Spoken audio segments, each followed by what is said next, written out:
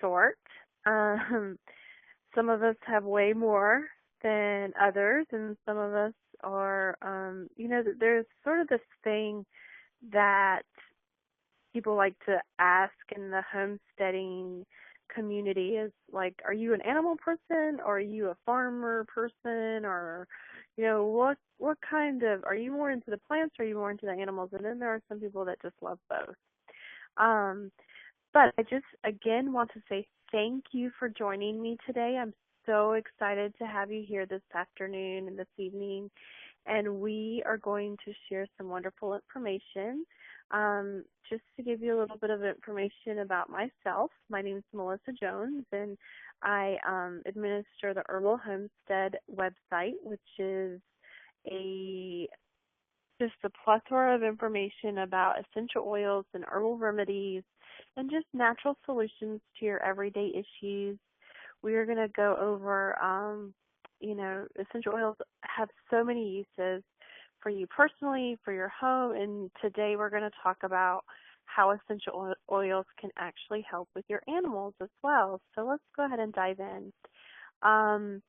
Again, I have the Herbal Homestead, so please check out www.theherbalhomestead.com and sign up to get our emails, because we like to send out information and when we have new classes, and of course the classes are always free and available anytime for you to listen to. And that's the reason why I like to tell people, this is the reason why I do what I do, is because I love to teach and I love to share all of the information that I've studied over the years and share it with you, because I really want to make this information accessible to everyone. And my goal is to make a healer in every home. And I also like to start off every class by saying that my intention is to educate, inspire, empower, and enable you to use these oils, to learn about these oils, and then actually convert that knowledge that you learn into action into your own home. So this is not, just some class that you're listening to and I want to forget the next day. And this is really meant for you to make some really cool changes in your life and to inspire you to make those changes and to implement new and natural things. So first, let's talk a little bit about what essential oils are. It's funny because I've been studying herbalism forever. It seems like I've always been interested in natural solutions for everyday aches and pains and just, what the earth can offer us. And essential oils are basically natural aromatic compounds, and they're found in the seeds, they're found in the flowers, in the bark, in the rind, and the leaves of plants. And then what happens is they're extracted and distilled, and we get to use those health benefits to help us. And it's a direct, product from nature that hasn't, it's not something that's been created in a lab. It's something that comes straight from the earth. So just to give you a little bit of understanding, I like to show this information in that essential oils, like if you look at the left side of your screen, you'll see that's a peppermint leaf. I actually grow peppermint, and if you grow peppermint, I would love to give you a word of advice. I'm sure you already know it, but just in case there is one poor soul that hasn't heard this before, if you're going to plant mint, make sure you do it in a container and don't just plant it in the ground, else you're going to have mint take over everything. It's very invasive. It'll just go crazy.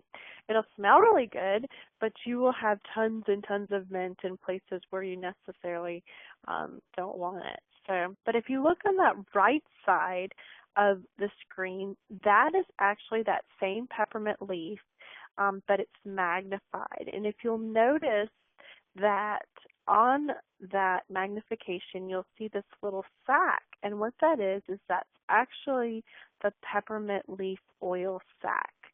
So it's very, very important to the lifeblood of the plant. to have that essential oil, and we like to call it the essence of the plant or the lifeblood of the plant, because it is going to help it survive until it's harvested. So another thing about essential oils is the supercharged potency.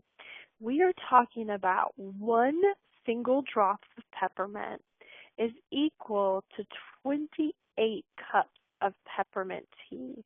So these are very supercharged oils. There's a lot of potency in one bottle. They're 50 to 70 times more powerful than herbs, and they just work really fast, and they work with the body. So it's really neat how we can take this oil and get some really great effects because of that supercharged potency. Now, another thing I wanted to address before we dive into the animals is how effective these oils are. If you look at the graphic in front of you, you'll see there's this oval, and that represents the cell, and inside that cell you'll see this round white space that is labeled as virus. And then on the outside of the cell, outside of that outer membrane, you're going to see something, a black oval labeled bacteria. Well, the issue is that a virus can penetrate that outer membrane of the cell, whereas the bacteria cannot. It stays on the outside of the cell. Well, when you're working with Western medicine and you're working with antibiotics, if you go to the doctor because you feel awful and you find out that you have a virus, they're going to say, well, we really, antibiotics aren't going to help, and you just really need to go home and rest and stay hydrated, and there's really anything we can do other than give you some relief from your symptoms with, whatever prescription they offer, whether it be cough medicine or something of that nature. Well, the reason why they do that is because antibiotics, and the reasons why doctors do not give patients antibiotics, or they should not give antibiotics if there is a virus, because the antibiotics cannot penetrate that outer membrane of the cell. And bacteria, as you can see, is on the outside of the cell, so the antibiotic will take care of that bacteria if you have a bacterial infection. Well, if you look at the doTERRA essential oils, they actually have the ability to penetrate that outer membrane, and so they work with the body to address all of those root issues and root causes on a cellular level. And there's hundreds of different compounds that are going to provide the complex and versatile ability to deal with all of the threats, and it's going to be able to do that without building up a resistance. So essential oils are very effective, and they're very permeable within the cell. They have that ability to penetrate and get in there. So very, very exciting how effective they are without having to worry about building up a resistance. So a question I get a lot is, why doTERRA? What's so great about doTERRA essential oils? Well, doTERRA, just to give you a little bit of background on essential oils, essential oils are not a regulated industry. It's not regulated by the FDA. And so there is not a set of standards. Whereas, like, if you have meat, there's like the USDA standard. For essential oils, there's not. So doTERRA recognized that, and they basically created this label called Certified Pure Therapeutic Grade. And basically what it is it is a quality control measure. And it's doTERRA's quality commitment to say that their plants are harvested in their natural habitat, that they're going to use really stringent third-party testing of every batch of their oils to ensure that they're powerful therapeutically, and that there are benefits without harmful side effects. And then they are also going to test for pesticides. They're going to make sure that those oils are verified pure and that they are free of any kind of contaminants or, pesticides or any other fillers. So it's a very important quality control aspect of what Doterra does when they produce their actual oils. So let's talk a little bit about the grades of oils, because it's interesting to note that the largest availability or the largest percentage of oils that are available on the market today are synthetic. And that's, when you think of synthetic oils, you're thinking of that perfume oils, you're thinking of those fragrances that you're going to find in shampoos, perfume, air fresheners. That Glade air freshener is going to be synthetic. These are mainly oils used to evoke a smell, lotions, things like that. And then if you'll notice, there's the food standard of oils, and that's going to be, like the cooking extracts, your salad dressings, any kind of chewing gum. So you're going to get that sense of smell, and you're also going to get that flavor.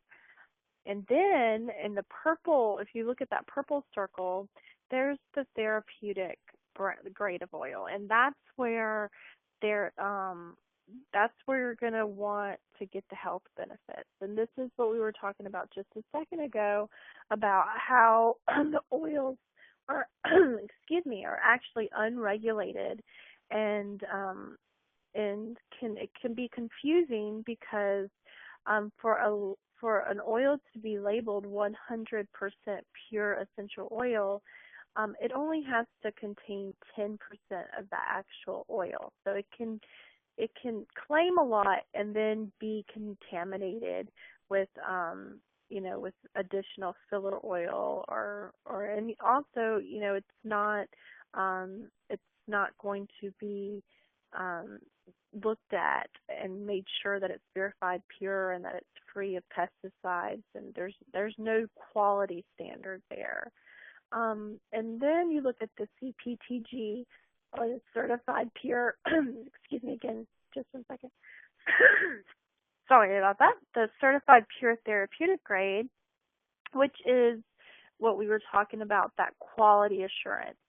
And basically it's Doterra saying, hey, we are committed to providing a quality product.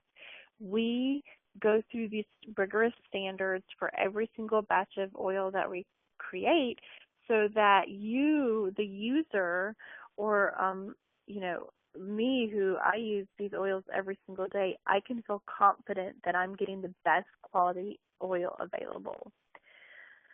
So another thing that I like to talk about, and part of this is because we're farmers and sourcing is so important, and the relationship with farmers is so important. And with the sourcing, Doterra really believes in the fact that plants do the best when they are actually planted in their indigenous areas, if they are planted where they are native. And that's why they source essential oils and they work with farmers all over the world to make sure that you're getting the best quality product. Not only are you getting that best quality product with the CPTG quality assurance, you're also getting oils that are indigenous to the areas where they're planted in. And I like to give an example. Where I live on the coast of North Carolina, and there is a type of grape here called muscadines that's indigenous to this area. Well, it's amazing because the muscadines, you don't have to use near as much pesticides. They just do so much better as a plant because they're in their natural environment. And so they don't have to work as hard or fight as hard to be successful. So something to think about when you're thinking about essential oils. Another thing I wanted to talk about before we dive into the animal part is, wow, essential oils have so many different uses. They are great for health support, anything from your body, for that mental clarity, for your immune system, if you have digestive issues or allergies, if you have pain issues, if you have trouble going to sleep. I know I have issues with sleep, and I use lavender every single night to help me get the rest that I need. If you need support with blood sugar, this is a great, there's some great oils available. And then first aid, everything from a bee sting to a scrape or a cut to, poison ivy. There are oils that are there to support you. And then what we're going to focus on today is pet care, and all of the different things that you can do to help support your pet's health. It can be frustrating because your pet or your dog or your animal cannot communicate with you and tell you what's wrong. And it's always nice to have an arsenal of oils available to you to help support their health as well. And we'll be teaching classes on cleaning, some non-toxic cleaning products and natural beauty products in the future. And so please check out www.theherbalhomestead.com so you can get all of that information and when all of these wonderful classes are going to take place, because I definitely don't want you to miss all of the great information that we're going to share. But you can use, these oils for cleaning your windows, anything from cleaning your windows to making your own soap and deodorant. We make our own deodorant, and we also make our own toothpaste. It's really amazing all of the uses that you will find with these essential oils. And I think what's important and the best part about this whole thing is what's in the products that you're using. It feels really good to know the ingredients of what you're using. It's an amazing feeling. So let's dive in. The first animal we're going to discuss is our dogs. And I know a lot of you have dogs. And if you have multiple animals, you probably have a dog. And it is essential oils and dogs just work together. Dogs respond really well to essential oils, and you can save a ton of money when you start using some of these natural alternatives that we're going to talk about. Essential oils are very effective against viruses, like we looked at in the slide earlier when we were talking about how essential oils can actually penetrate that cell wall, and they're also effective against bacteria. So very, very, very effective, very natural way to help your pet heal. So, and we all know, holy moly, going to the vet, it can be really expensive. I think that, I look at my pets as family members, and I think we should be allowed to claim them on our own health insurance, so we can get support for how much it costs to support our animals. And going to the vet, it just seems to get more and more expensive. Just to give you a thought, going to a vet, just to walk in the door, you're looking at $30 to $50, and actually in some places it's even higher than that. I've had to pay $75 just to walk in, and then you have to think about the prescriptions that can go, anywhere from $10 to hundreds of dollars, just depending on what the issue is. So, an example of this is kennel cough. One of the treatments that we recommend for kennel cough with the essential oils is the Breathe Respiratory blend. And what you do is you just take 28 drops of that, and then you take 28 drops of our On Guard Protective blend. And that is going to run you about $5.84. So when you compare that to a vet cost, and then the cost of the prescription, it really makes sense. It makes a lot of financial sense to have these oils in your medicine cabinet. And the cool thing about it is it's not, you're not just going to be buying these for your pets. You can use Breathe on. I use Breathe every day. I use On Guard every day. So they have a lot of various uses, very multiple ways that you can help your family naturally and also save money. So there are 3 ways that dogs can use essential oils, and the first way is aromatically. So basically what I have done is we have a diffuser. Actually, I have a diffuser right now that's diffusing some wild orange. I think that's such an uplifting oil, and it really just makes me feel happy. And so I like to diffuse it a lot. And, you can put essential oils in the diffuser, and the dog will benefit from those oils. And then you can also, another way that I have done this is, like especially, if I notice that our dogs are nervous or are having some issues, I'll put a bandana, and put a couple drops of oil on the bandana and wrap that around the dog, our dog's neck, or put a couple drops in the dog bed. And then you can also make a spray and just add some water and spray it on the bed, or just spray it directly on your dog's fur. So aromatically is very effective. Of course, we know that a dog has a tremendous ability to smell. So another way that you can use essential oils with dogs is topically. So you can use the oils right on the dog's pads, between the toes, on the flaps of the ears. You can actually, if your dog has a wound or has a boo-boo, you can apply the oil directly to the area that is hurt. If your dog is having digestive issues or a stomach ache, you can apply the oil directly to your dog's stomach.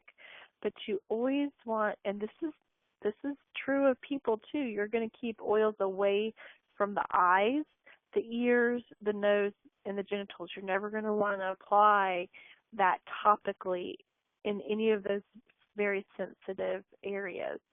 And you also have to remember, a dog's nose is, nearly 1,000 times more sensitive than a human's nose. So you really need to be conservative. A little bit goes a long way.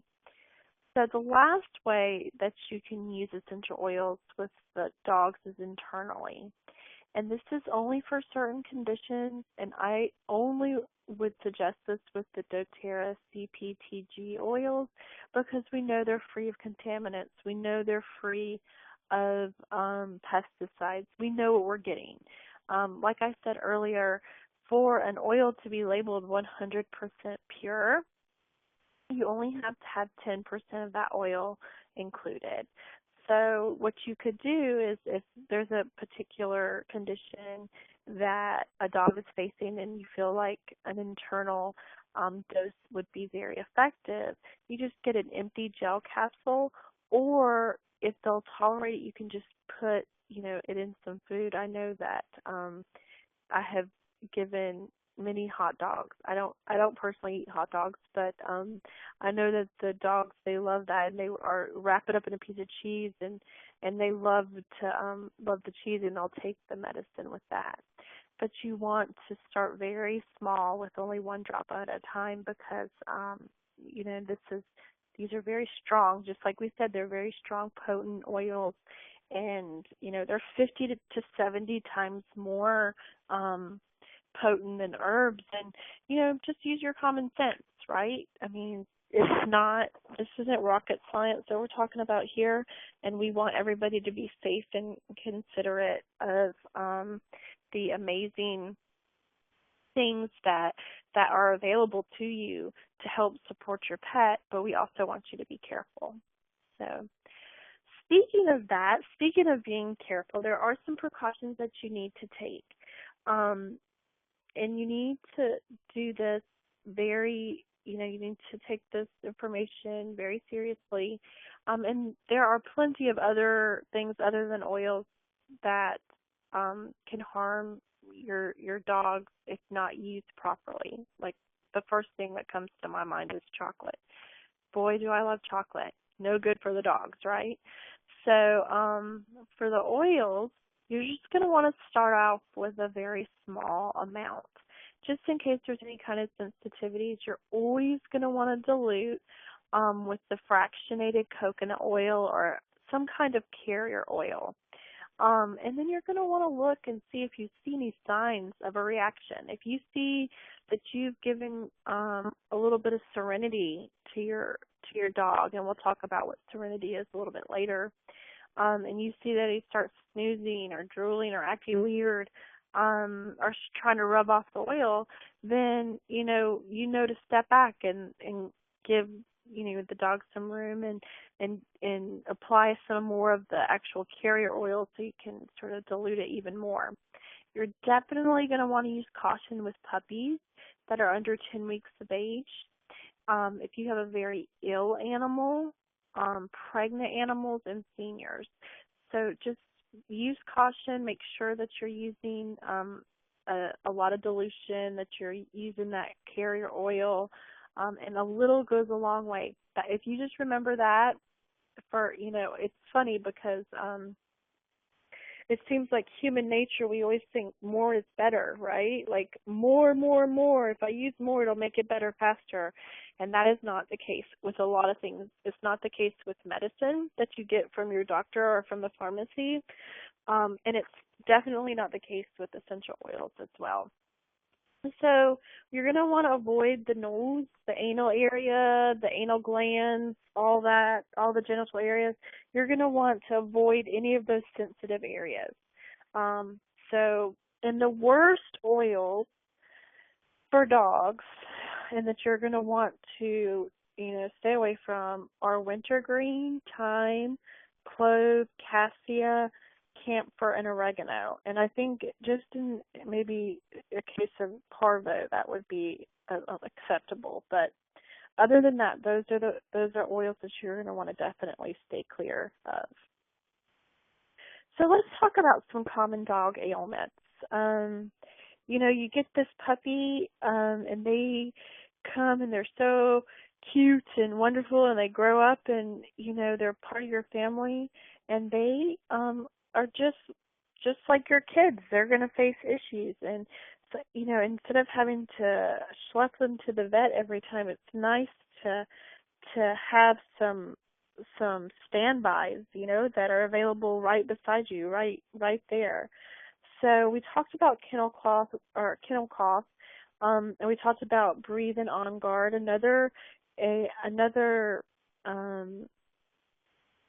combination of oils that could be very helpful for the kennel cough is lime and thyme. So something to keep in mind.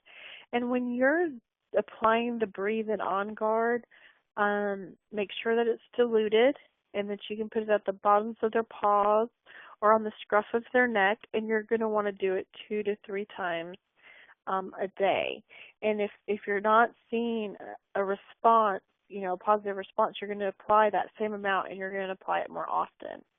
So just, when you're dealing with herbal remedies or any kind of homeopathic sort of treatment, one thing you will notice is it's a more frequent application.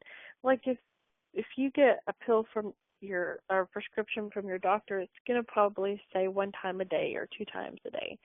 Well, with these oils, you're going to want to apply it more often, less amount more often. So that's generally the rule. And then insect repellent. Oh my goodness. I tell you what, summertime is coming. It'll be here before you know it. And you know what that means. It means fleas. It means ticks. It means mosquitoes. Goodness. We live in the southeast, on the eastern coast of North Carolina, And we lived down south, in Alabama, and I can tell you that, holy moly, there are tons and tons of mosquitoes and ticks and spiders and all kinds of really creepy crawlies that you have to watch out for. So I definitely recommend that you look at some of these methods of insect repellent that's available to you that is natural, because some of the stuff that they actually give you for for your dogs, to help with them with fleas or whatever the case may be, is some really strong, scary stuff. So I would definitely recommend looking at the first blend that we're going to talk about, which is Terra Shield. And Terra Shield is very, very effective at giving, at actually repelling insects. And I use it when I go into the woods, or if we're going camping or anything like that. I use it myself, but you can actually make a spray of Terra Shield and Purify, like with just Terra Shield, or Purify peppermint and rosemary, and you just mix that with water, and then you just spray your dog with that combination of oils, and the bugs will stay off. And you're going to want to reapply that, every 5 to 6 hours, or at least every day. And when you're spraying your dog, you're really going to want to make sure that you're not going to get it in their eyes, just like with anything else. If you're going to spray with anything else, you're going to want to avoid the eyes and the mouth, stay away from the genitals. You're just going to want to spray their coat, wherever the bugs are. So just be really careful with that and mindful of that. And for fleas, ticks, and the spiders and mosquitoes, you're going to want to do that one time a day. Now, this is interesting with ticks. I actually had this experience. I had a tick on me personally. It was last spring, and it was late spring, right before summer. It was really starting to get hot. And I don't know what it was, but it was like a really big year for ticks. There were ticks everywhere. And I had been out working in the field, and I came home, and I had like 4 ticks on me. And it was really strange, because all I did was put a drop of lavender on each one of them, and they immediately released and came off. So I didn't have to, how sometimes they get a hold of you and they don't want to let go. It's really neat how they just let go, and I got them off right away. So after you take off, you get that tick removed, put lavender or melaleuca on that wound 2 times a day so that they can get some relief, because if you get bit by a tick, it's going to irritate you and you're going to itch, and dogs are no different. So another common issue with dogs is ear infections. So you're going to want to clean out with a natural ear cleanser. One thing you can do is apply a couple drops of basil, geranium, or frankincense, and just take a moist cotton ball or Q-tip and put that inside the flap of the ear. And when we say don't put essential oils in the ear, what we're saying is don't turn your head to the side and then turn a bottle of essential oil and just let it drop in there. I mean, that is not you do not want to do that. That is not, not recommended. It's a very sensitive part of your body. You don't want to do that. But if you put a drop on a cotton ball, like for instance, if I have ear pain, I'll put a drop of melaleuca and put that in my ear. Well, for a dog, what you would do is you would just take a moist cotton ball or take a Q-tip, and you would put a couple of drops of geranium or basil or frankincense and just clean out, you put that in the inside flap of the ear. So you're not pouring anything in the ear canal. And just like I said, you can apply lavender or melaleuca the same way, and that's going to really help if they're having, ear pain or anything like that. It's really going to help. I mean, it can also, you can use that as a preventative measure. If you have a breed of dog that's susceptible to ear issues, I know we did one time, and he always seemed to be having something, and we spent a lot of time and effort on it, and this is the way to go. This is really going to help prevent a lot of these issues, and going to save you from that stinky ear smell and having to go to the vet every time you turn around. So definitely very helpful natural solution for ear issues. Okay, and then what I like to call skunk off. Holy moly, we love our dogs, but they can get stinky. And Purify is a wonderful cleansing blend that's available, and it just neutralizes odors. It's wonderful. You can I actually put a couple of, I put 4 drops of Purify in a handful of shampoo, and I also put some really of that great organic apple cider vinegar, which is also known to kill fleas, and I just give my dog a bath, and it's amazing what it does. And basically it's like rinse repeat, and you do that 2 or 3 times until the smell is gone, and it is wonderful. Purify is also a wonderful natural remedy for snake bites, or if there's an insect bite, or if your dog gets stung by a bee. Very, very effective. It's a very, very neutralizing, wonderful blend that not only will make your dog smell good, but will help with any of those insect bites that they encounter. Okay, allergies. I had a dog named Tweed who we loved very much. He was very much part of our family for several years until he passed away, and he had horrible allergies. And I really wish that this was several years ago, and I really wish that I would have known this information now, because I would have definitely given him this regimen. And basically what you do is you're going to give 1 drop of each of lavender, lemon, and peppermint in a capsule, and just just feed it to your dog like you would any other pill. It's wonderful. Instead of having to get those steroid shots, it's really great. Another thing to think about is,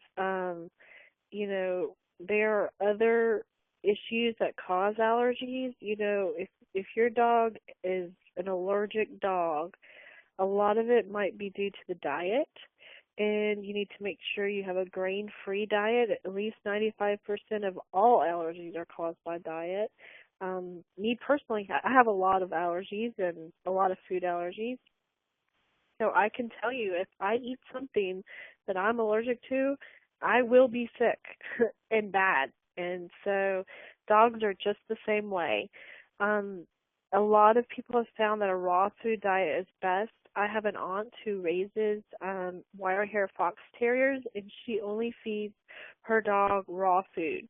And because dogs can be allergic to cooked meat. So something to think about with that. So definitely dogs, they encounter allergies just as much as us humans. Arthritis. This is for the older dogs. Like I was mentioning earlier, our dog Tweed, we had him, I think he was 14 when he died.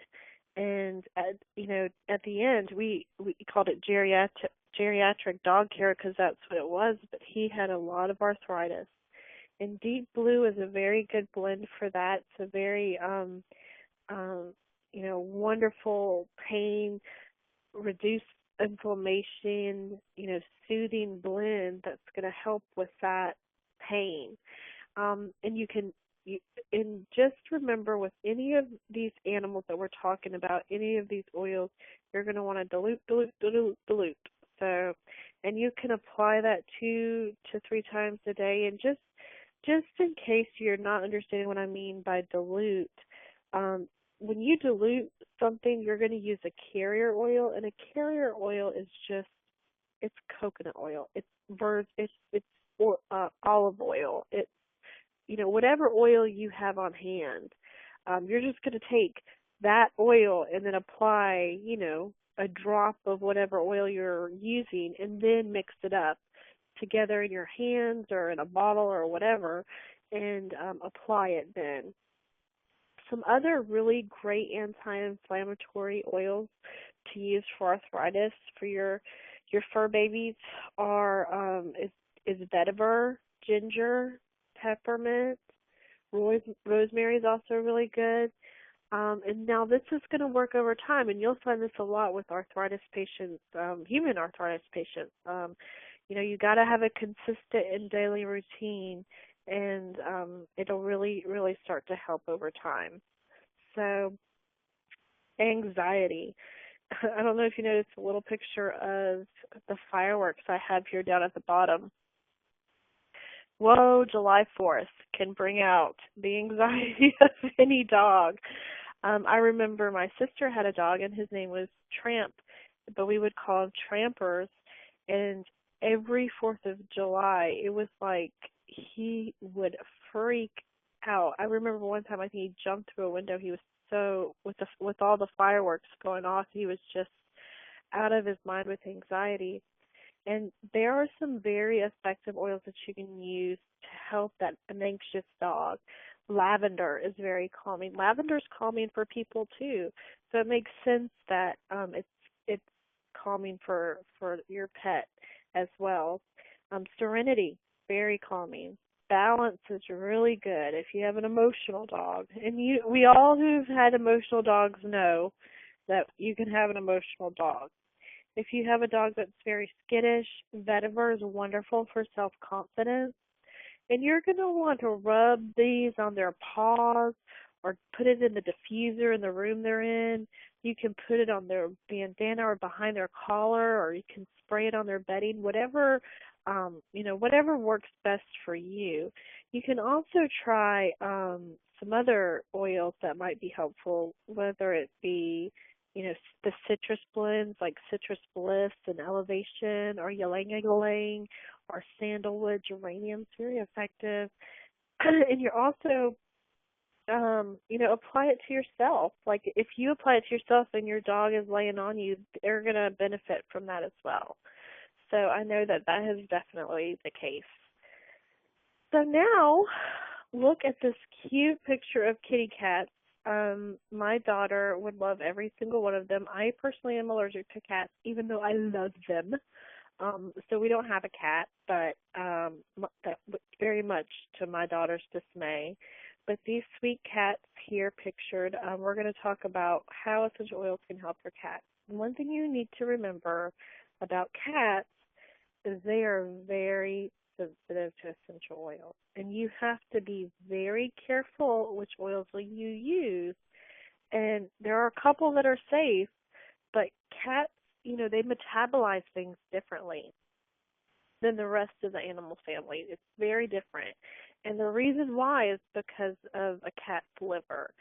It doesn't have the same liver enzymes that a lot of other animals and people even have that break down chemicals as effectively as other animals or as us. And sometimes it can't break them down at all. So you need to be very mindful if you have cats on what to use and what not to use. And if you have any questions, just always err on the side of caution. Nobody's trying to, nobody's saying you need to douse your everything with essential oils all the time. You want to be really careful. These are very powerful oils, and you just need to be aware and conscious of the fact that cats are very sensitive. And not only are they sensitive to just essential oils, they're sensitive to a lot of things.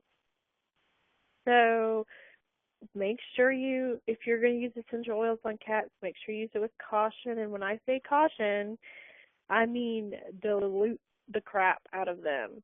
Excuse me, I shouldn't have said that word, but very much dilute, and use it sparingly. So you're going to dilute 50 to 1. So that means 50 drops of a dilution oil to 1 drop of essential oil.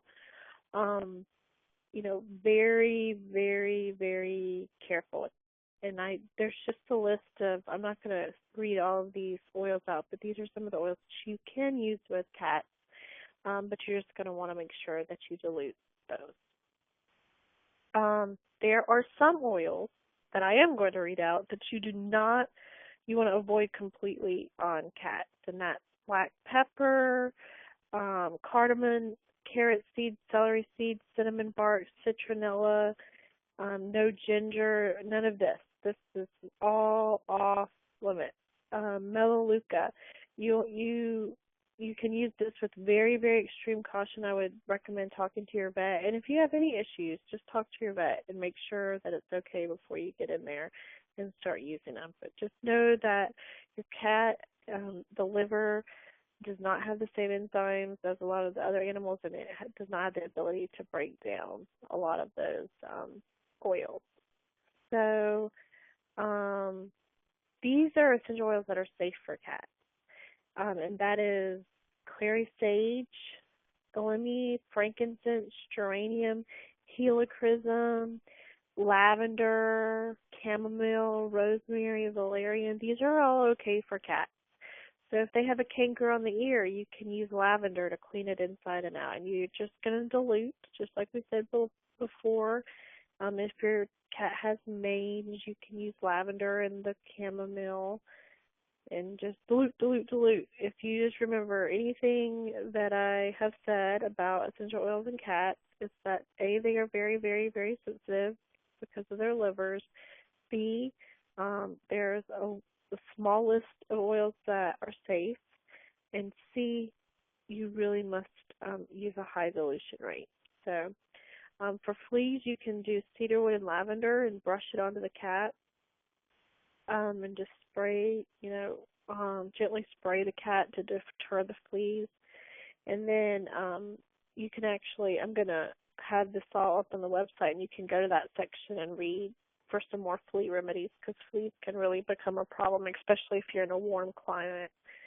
And then if you have any kind of anxiety, some cats have anxiety, and so putting a drop of Serenity on the collar can be very helpful for cats. So definitely something to think about. All right, so let's talk about horses. Isn't that a beautiful horse? Horses and essential oils. The use of aromatherapy is way more common in horses than in any other animal. So make sure that, and everybody's different. Just like everybody's different, every horse is different. And if you are a horse lover and you have horses, then you know that. They all have their own personalities. Give your horse the choice. I mean, if your horse turns away from something, she may be telling you, this is not for me. This is not the right oil. Never ever apply an oil directly to your horse's nose, because it'll be too strong, and then they won't have any way to get any relief from it. And you're always going to want to dilute the oils with a carrier oil or cream. So there are 2 ways, basically, that you're going to want to treat your horses. And the first is any kind of physical problem, you're going to use topical use. So you're going to use 1 to 2 drops of the essential oil diluted in about a teaspoon of fractionated coconut oil or whatever other carrier oil that you want to use, whether it be, some people use olive oil, some people use, you usually use whatever oil you have on hand. And then you can reapply the oils as needed. And what happens is the oils are going to just follow through that hair follicle right up into the bloodstream. So any kind of emotional problems, and this is true with humans as well, ironically enough, are better tackled aromatically. So you're going to place a few drops in your hands and rub them together And then you just cup your hands and hold them under your horse's nose. And if it's the right blend for or the right oil for your horse, you should see an almost immediate improvement. So very, very very cool how it can just get in there and work really fast. So some of the reasons why you would use essential oils with your horses: if you have a nervous horse, if you have an anxious horse, if you're trying to train a horse and it's just giving you a lot of issues. Insect repellent's another good reason. Parasites, any kind of wound care or muscle care. Fractures, if you're dealing with hoof rot or any kind of infection, or if you're just trying to strengthen that bond that you have with the animal. Essential oils can be very effective for all of those things. And just to give you some essential protocols of some oils that I would use if I were dealing with a particular issue like anxiety and nervousness, Serenity Blend would be definitely one that I would pull out right away. Lavender, frankincense, Roman chamomile, juniper, bergamot. These are all great great for those, as well as focus. If you're trying to get your horse to focus, basil, lemon, cypress, wild orange, hoof rot, which is a problem. There's a wonderful recipe listed here that you can combine and apply right to the affected location. On Guard is a great blend for any kind of infection, for anybody, for horses, for dogs. Just On Guard is just really great for that. If you have a horse with a leg fracture, ginger is really, really great with that. What you do is you dilute the ginger, and then you just take a hot compress and you wrap it around the leg, and it's really effective. If there is some torn muscle issues, or if you're having some muscle pain within those tissues, lemongrass and lavender are very good to put it into wraps to help regenerate and help those muscles come back to life. And then TerraShield, we talked about this earlier, that TerraShield blend is great for insect repellent, so very, very effective. All right, goats and sheep. We're going to talk about goats and sheep and essential oils. So using essential oils for goats and sheep, it's been shown to do a lot of really neat things. It's been great for killing intestinal parasites and worms. It'll help increase your milk fat and the milk protein yield, which is really great if you're milking your goats and you're wanting to increase that milk fat and make it taste even better. It's wonderful for udder health. It can help so much, for those mamas that are having to deal with sore udders. And it can also reduce body fat and prevent ketosis. And then it's just really great about improving the efficiency of nitrogen utilization. So there are a lot of wonderful things that essential oils can do to help with your goats and sheep. And some additional essential oil protocols for horses, which we talked about a little bit earlier when we were actually going over the horses. These are just some recipes, and they're actually in the wrong place.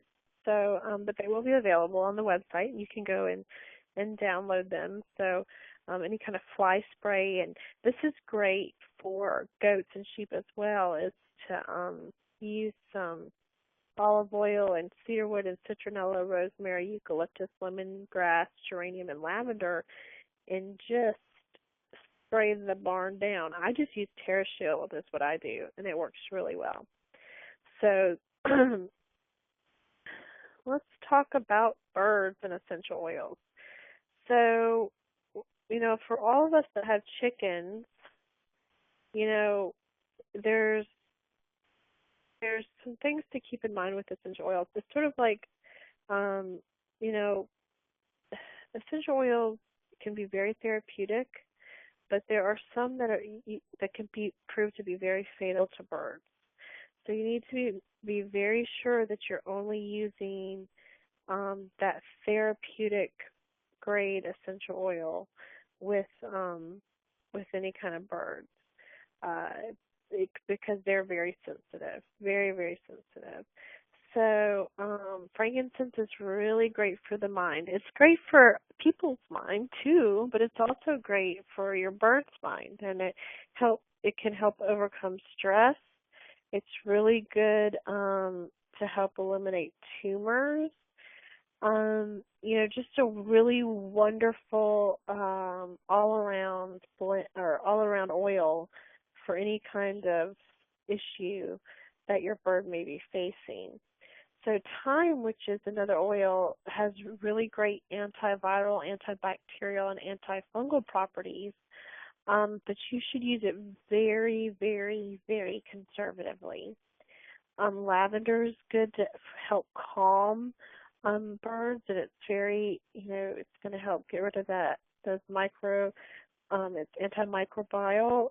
So like if you're dealing with some microbes that you do not want dealing with your birds, that can be helpful. German chamomile is a calming and anti-inflammatory essential oil. It's very beneficial for the liver. So it's also great for if you're dealing with behavioral issues, or maybe if you have feather plucking issues, this is another good one. Any kind of skin irritation, the chamomile seems to work really well. Helichrysum is really great for healing any kind of wound, and it's very anti-inflammatory. This is great for humans too, to heal the wounds, and it'll help regenerate tissue. It's great for controlling pain. It helps decrease bruising, helps eliminate or reduce any kind of tumors, wonderful for lung conditions. If you have a bird that has a congestive lung issue, frankincense can really help with that. So ylang ylang is another one. It's very effective in calming the birds and bringing relaxation. Lemongrass is really great, very good as an insect repellent, or if your bird has kidney disorders, very, very, very highly effective. You're really going to want to, you have to be careful because lemongrass can be overly stimulating to your birds. So you're going to want to really tone down how much you use, and especially if you're using a diffuser, just make sure you dilute it really with a lot, less is more, less is more. That's the rule with birds. On Guard is great. It can help support the immune system. Purify is wonderful. And it can cleanse the air, and very good at controlling any kind of mold. It's very good at disinfecting whatever room that the birds reside in. It's just really helpful. So we went rather quickly through all of the different animals and how essential oils can help, and I'll have a lot more information on the website. I'm actually working on a whole section of the website at www.theherbalhomestead.com on animals. And I just really wanted to wrap up this evening's class with, first of all, saying thank you for joining me. I really appreciate it. I had a wonderful time. I'm always here if you have any kind of questions. My email address is melissa.nelson.jones@gmail.com. And please call me anytime. My telephone number is 910-231-0249. And, I'm here to help you become a healer in your own home. I can help you find some of these oils and get them delivered to your house, so you can start using them not just for your animals, but for yourself as well.